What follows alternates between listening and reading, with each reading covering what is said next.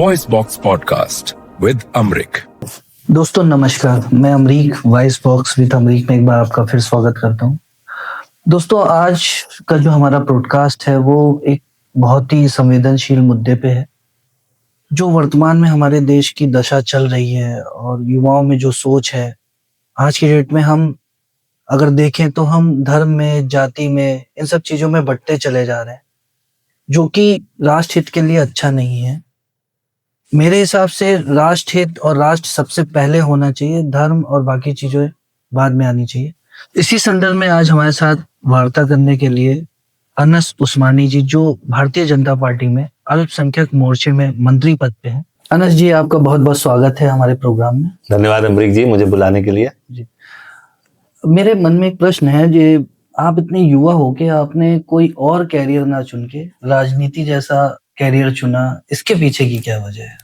नहीं, राजनीति मेरा कैरियर तो नहीं है। राजनीति तो मेरा एक पारिवारिक कह सकता हूँ या देशभक्ति से नाता रहा। तो हम लोग के मन में भावना ऐसी रही हमेशा कि समाज के लिए, देश के लिए कुछ करना। व्यापार तो मेरा कुछ अलग है, मैं व्यापार के लिए राजनीति में नहीं आया। लेकिन हाँ, ये प्रेरणा थी कि मैं राजनीति के माध्यम से समाज के लिए, अपने समाज के लिए, देश के लिए कुछ कर सकूं। इस वजह से मेरा राजनीति में रुझान हुआ। अच्छा, एक चीज और है, मतलब आप एक मुस्लिम हैं और जिस पार्टी में आप हैं, भारतीय जनता पार्टी में, तो एक लोगों के मन में धारणा है कि वो मुसलमानों की पार्टी नहीं है, जो वर्तमान में लोग सोचते हैं बहुत ज्यादा। तो आप मुस्लिम होकर भाजपा में कैसे आए, ये बताएं। इसकी एक कहानी है थोड़ी सी, जो मैं आपको बताऊंगा कि छात्र जीवन के दिनों में मैं अखिल भारतीय विद्यार्थी परिषद, जो स्टूडेंट विंग है, उसके संपर्क में आया। तो जब मैं उनसे जुड़ा तो मैंने देखा कि देशभक्ति की जो भावना उस संगठन में थी, वो उससे मैं बहुत प्रभावित हुआ। देश के मुद्दों को उठाना, देशभक्ति की बात करना, एक वो प्रेरणा मुझे छात्र जीवन से ही मिली। मैंने लगातार जो है कम से कम 10 वर्षों तक अखिल भारतीय विद्यार्थी परिषद में काम किया। कई छात्र आंदोलन में, कई मुद्दों पे, देश के कई मुद्दों पे हम लोगों ने प्रदर्शन किए, मुद्दों को उठाया। और इसी तरह से जब आगे हम राजनीति में आए, तो जब हम छात्र जीवन से अपने व्यावसायिक जीवन में या आगे के जीवन में आए, तो फिर वो एक विचारधारा बन गई हमारी कि हमें ऐसे ही संगठन के साथ रहना है, जिसके अंदर देशभक्ति की भावना हो। तो उस समय भाजपा एक ऐसा संगठन था जो देशभक्ति के लिए, देश के लिए ही ऐसी विचारधारा पे काम करता था, जो संघ से प्रेरणा लेके कि हमें राष्ट्र के लिए काम करना है, सभी समाजों के लिए काम करना है, सभी वर्गों के लिए काम करना है। सर्वे भवन्तु सुखिनः, सर्वे सन्तु निरामया की भावना से जो काम करने की एक भावना मुझे दिखाई दी, वो भारतीय जनता पार्टी में। तो इस वजह से मैं आगे का अपना जो सफर था, मैंने भारतीय जनता पार्टी से जुड़ के आगे बढ़ाया। अच्छा, मतलब आपको तो काफी टाइम हो गया है भारतीय जनता पार्टी में, तो कभी आपको ऐसा महसूस हुआ कि मुस्लिम होने की वजह से या मुस्लिम चेहरा होने की वजह से आपको आगे बढ़ने के मौके नहीं मिल रहे हैं, या कहीं पे आपको ऐसा लग रहा है कि अलग तरह से ट्रीट किया जा रहा हो?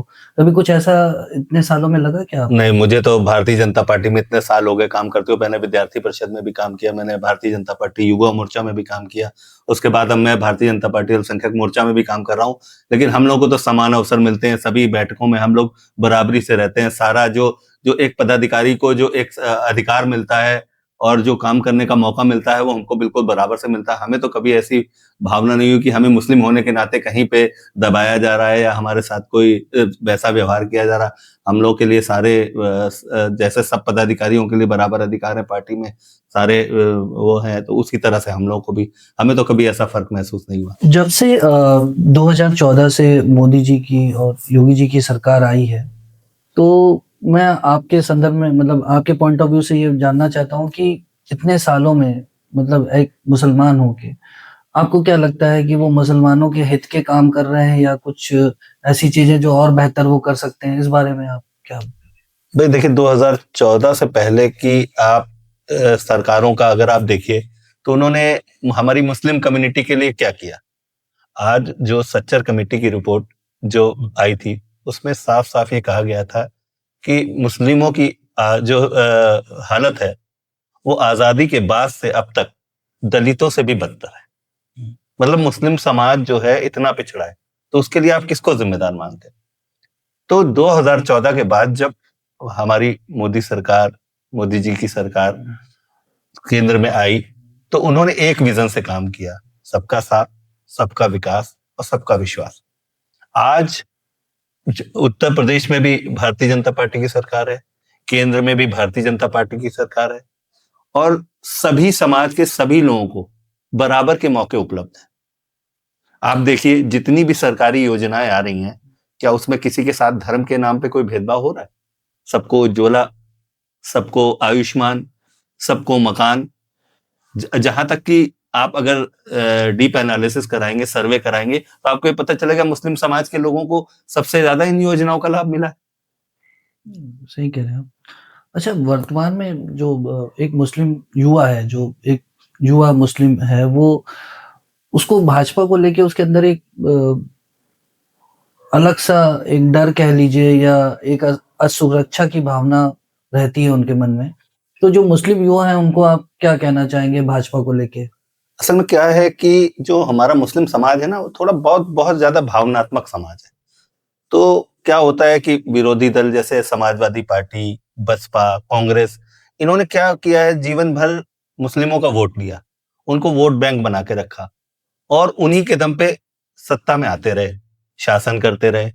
लेकिन समाज के लिए, कभी समाज के भले के लिए, समाज के विकास के लिए कभी कोई काम नहीं किया इन्होंने। ठीक है, जिसकी वजह से मुस्लिम समाज आज बदहाल है। लेकिन अब उनको जब ये लगता है कि भारतीय जनता पार्टी सत्ता में आ गई है, अगर ये इनका इस समाज का सर्वांगीण विकास हो जाएगा और ये मुख्य धारा में आ जाएंगे, तो उनका वोट बैंक जाने का उनको खतरा दिखाई देता है। इसीलिए वो बार बार ऐसी नीति पे चलते हैं। वो बार बार मुस्लिमों को डराने की कोशिश करते हैं कि भारतीय जनता पार्टी की सरकार आ जाएगी तो तुम्हारे साथ ही हो जाएगा, भारतीय जनता पार्टी की सरकार आ जाएगी तुम्हारे साथ ही हो जाएगा। आज केंद्र में भाजपा की सरकार है, आज उत्तर प्रदेश में भाजपा की सरकार है, आज नगर में भाजपा की सरकार है। आप बताइए किसी मुस्लिम के साथ क्या गलत हुआ?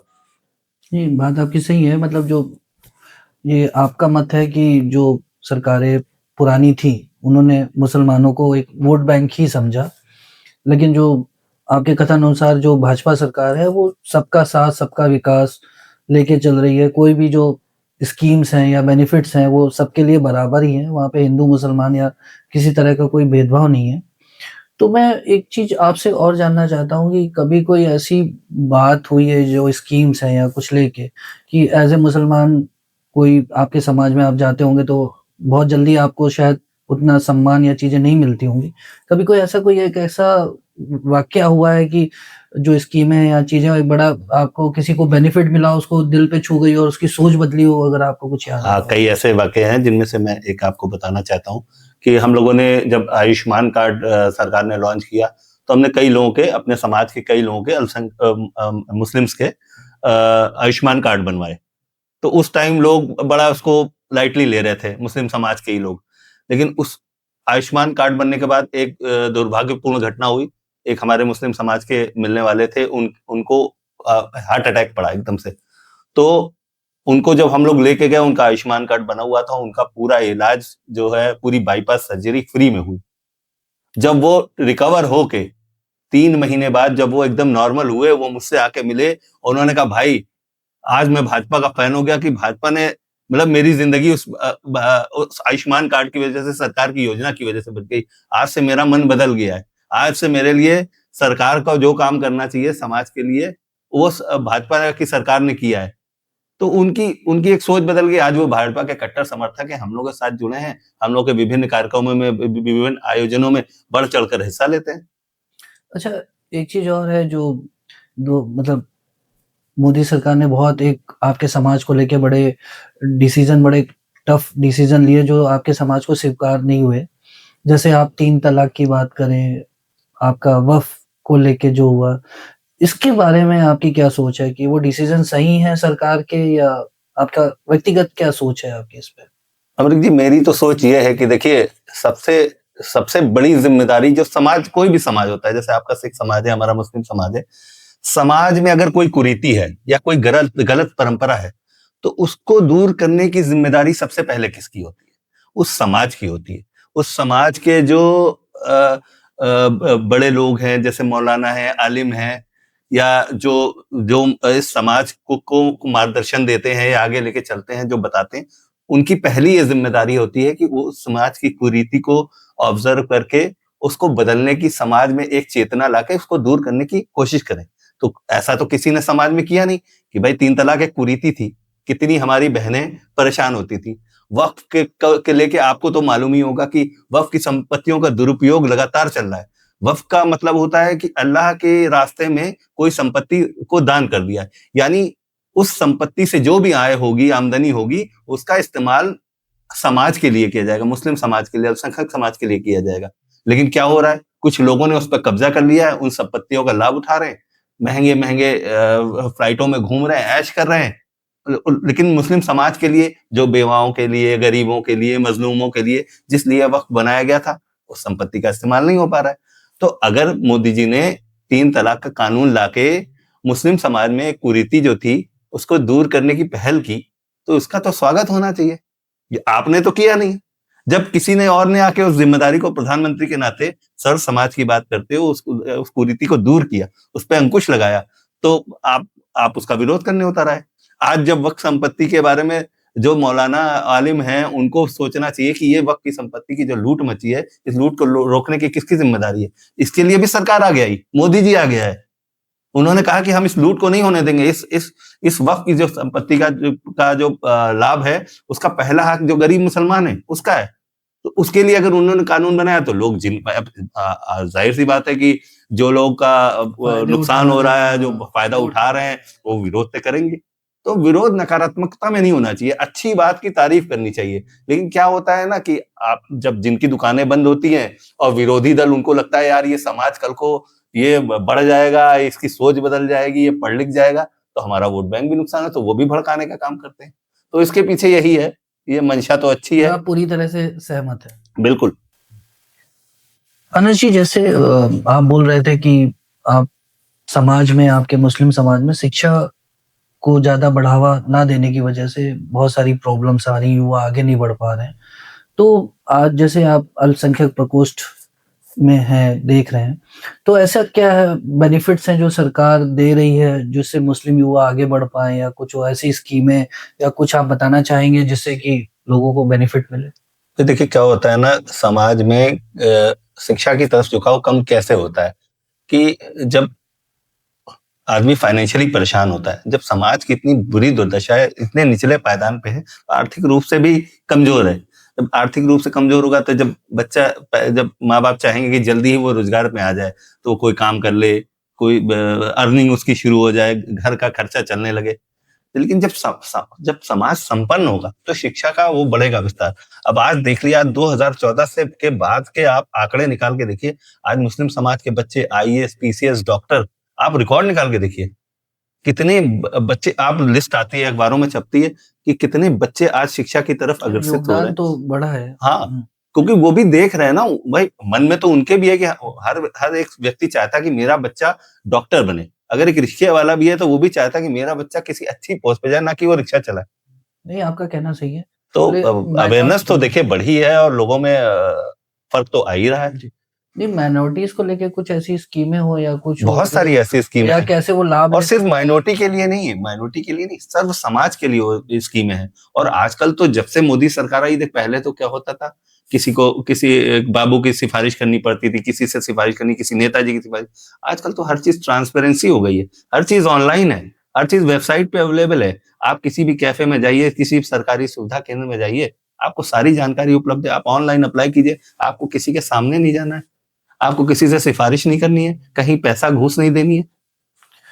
अच्छा, एक बात और है, जैसे हम लोग बात कर रहे थे कि जैसे जो मुस्लिम युवा है, अगर वो भाजपा से जुड़ना चाहता है या क्या है, तो उसको आप क्या कहना चाहेंगे कि वो मुस्लिम युवा भाजपा को ही क्यों चुने? मेरा ये मानना है कि मुस्लिम युवाओं को ये प्रेरणा लेनी चाहिए कि हमारे लिए सबसे पहले राष्ट्र है, और जो राष्ट्र की बात करेगा हम उसके साथ हैं। क्योंकि जब देश में क्या होता है कि समाज के लोग जब एक साथ चलते हैं, सभी वर्ग के समाज के लोग जब एक साथ चलते हैं तभी देश की तरक्की होती है। जैसे एक गाड़ी होती है, गाड़ी के चारों पहिए अगर बराबर से नहीं चलेंगे तो वो गाड़ी सही से कभी नहीं चलेगी। तो मेरा तो मुस्लिम युवाओं से यही है कि एक बार आप भारतीय जनता पार्टी, आप किसी के बहकावे में मत आओ, आप भारतीय जनता पार्टी, मोदी जी, योगी जी को आप एक बार आजमा के देखो, मौका दो, देश की विकास में, देश की मुख्य धारा में आप भी शामिल हो। आप एक बार, आपने तो सबको आजमाया, आपने कांग्रेस को भी आजमाया, सपा को भी आजमाया, बसपा को भी आजमा लिया, आपको क्या मिला, क्या हाथ लगा? एक बार आप भी मौका दे के देखो ना, मौका देना चाहिए ना। लेकिन अभी भी क्या है कि समाज में विपक्षी दल और कुछ हमारे जो समाज के मौलाना है या आलिम है, वो भी बहुत मिसगाइड करते हैं। उनके उन आज जो हमारे मुस्लिम समाज का जो बुरा हाल है, जो दुर्दशा है, उसके लिए सबसे बड़े जिम्मेदार जो हमारे आलिम है, आलिमा दीन, जिनको राह दिखानी चाहिए, जिनको सही गलत बताना चाहिए, वो सिर्फ उनको भटकाने में लगे हुए हैं, विभाजन करने में लगे हुए हैं।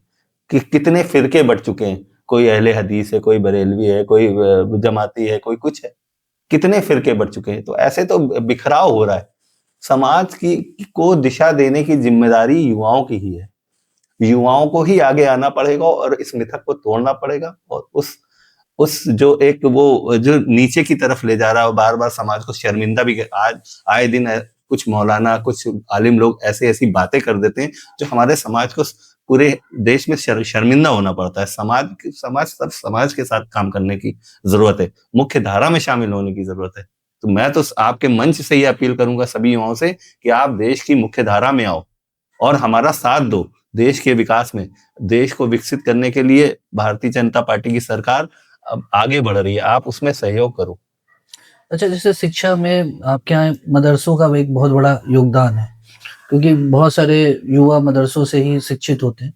तो जो उनका शिक्षा पैटर्न है, या आप क्या चाहते हो उसमें, मतलब वो आप सेटिस्फाई हैं या उसमें कुछ और भी बदलाव या सुझाव आपको लगता है ऐसे होने चाहिए? जब से हमारी भारतीय जनता पार्टी सरकार हुई, मदरसों के पैटर्न चेंज किए गए हैं, उनके सिलेबस चेंज किए गए हैं, उनको कॉम्पिटिटिव बनाया गया है। मदरसों में दीनी तालीम के साथ साथ जो मजहबी तालीम है उसके अलावा भी वोकेशनल ट्रेनिंग्स हैं और कंप्यूटर ट्रेनिंग है, मॉडर्न एजुकेशन, मैथ्स, फिजिक्स, ये सब सब्जेक्ट को कंपलसरी किया गया है ताकि हमारा बच्चा दीन के साथ साथ दुनिया, जैसे मोदी जी का कहना था कि एक हाथ में कुरान हो और एक हाथ में लैपटॉप, उसी योजना, उसी सोच को लेके आगे बढ़ रहे हैं और उनके सिलेबस चेंज किए गए हैं ताकि जब मदरसे का बच्चा भी एक आईआईटी के एग्जाम में या नीट के एग्जाम में बैठे तो वो भी क्वालिफाई करके अपने समाज का नाम ऊंचा कर सके। जो अभी वर्तमान समय है, आने वाले भविष्य की अगर हम बात करें तो आने वाले 5 से 10 सालों में आप मुसलमानों का क्या भविष्य देखते हैं, देश का क्या भविष्य देखते हैं? मुझे लगता है कि अब सोशल मीडिया का दौर है, आज के वक्त में कोई चीज छुपी नहीं है और अब वो देख रहे हैं कि दूसरे जो समाज है, लोग आगे बढ़ रहे हैं, लोग देश का नाम रोशन कर रहे हैं, अपना जीवन स्तर सुधार रहे हैं, अपने घर वालों का जीवन स्तर सुधार रहे हैं, तो उनमें भी एक ललक तो जाग रही है, परिवर्तन तो हो ही रहा है क्योंकि ट्रांसपेरेंसी बढ़ रही है, तो लोगों में एक सोच तो आ रही है। लेकिन वो अभी कुछ लोग क्या होता है कि जो खराब लोग होते हैं वो थोड़े वाइब्रेंट होते हैं, उनके नीचे जो अच्छे लोग ज्यादा होते हैं लेकिन वो दब जाते हैं। लेकिन अब धीरे धीरे धीरे आप दबा नहीं सकते, अब चीजें बदल रही हैं, अब हम लोगों के साथ भी लोग जुड़ रहे हैं। आज हमारे अल्पसंख्यक मोर्चे में इतने मुसलमान जुड़ चुके हैं जिनकी सोच बदल चुकी है, तो बदलाव तो होगा ही। भविष्य बेहतर है, भविष्य बेहतर है, देश का भविष्य बहुत बेहतर है।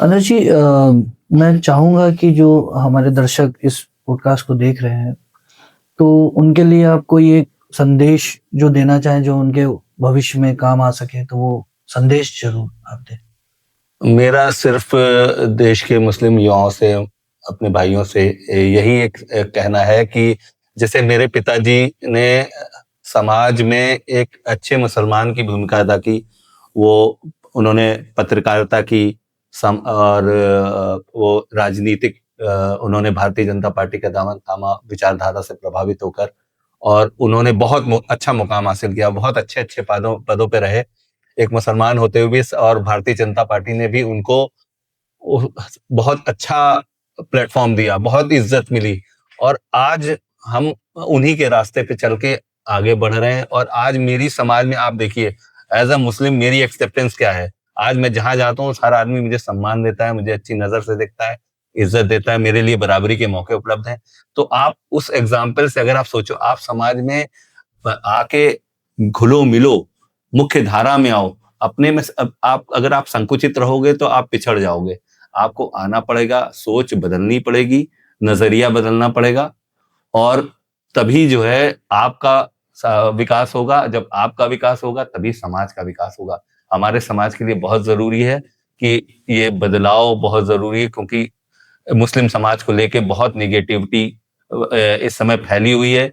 उस सबको दूर करने के लिए हमें ये साबित करने के लिए कि भारत का मुसलमान एक सच्चा मुसलमान है और देशभक्त मुसलमान है। ये हम सबकी जिम्मेदारी है, हम सबको आगे बढ़ के आना चाहिए। यही आपसे मेरी एक दरखास्त। तो दोस्तों, ये हमारे साथ अनस उस्मानी जी थे, जिन्होंने बताया कि वर्तमान दशा जो हमारे देश की दशा है और उसमें जो मुसलमानों का योगदान है या जो चीज़ें इस वर्तमान में चल रही हैं उसके बारे में बहुत विस्तार से हमें बताया।